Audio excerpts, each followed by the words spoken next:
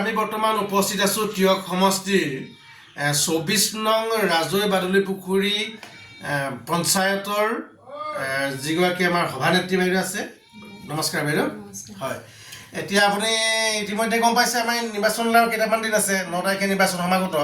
গতিকে নিৰ্বাচনৰ প্ৰাকমুহূৰ্তত ইতিমধ্যে সকলোখিনি ডিষ্টিংক্ট হৈ গৈছে যে বিজেপি ফালৰ পৰা দিয়া হৈছে প্ৰক্ষেপিত প্ৰাৰ্থী বিকাশ শইকীয়া আৰু আনফালে দিয়া হৈছে আপোনাৰ কংগ্ৰেছৰ ফালৰ পৰা পল্লৱী গগৈ। দুয়োগৰাকী প্ৰাৰ্থীৰ ভিতৰত কোনগৰাকী প্ৰাৰ্থীৰ প্ৰভাৱ বৰ্তমান আপুনি সমাজত পৰিলক্ষিত হৈছে বুলি ভাবে? আমি বিকাশ শইকীয়া দেৱৰে দেখিছোঁ প্ৰভাৱটো বেছি। হয় হয়, তেওঁ আগৰ পৰা সমাজৰ লগত প্ৰায় জড়িত হৈ থাকে। হয়, সেইটো কাৰণে এতিয়া আমি যি দেখিবলৈ পাইছোঁ বিকাশ শইকীয়াই জয়ী হ'ব বুলি আমি ভাবোঁ। হয় হয়, বিকাশ শইকীয়া আমিও চেষ্টা কৰি আছোঁ। হয়, তেওঁ বিশেষকৈ আমাৰ পঞ্চায়তটোৰ পৰাও যাতে তেওঁক বিপুল ভোটত জয়ী কৰি নিব পাৰি, আমি তাৰ বিষয়ে হেৰি লৈ আমি চেষ্টা চলাই আছোঁ। হয়, ধন্যবাদ বাইদেউ। আমি এইটো কথা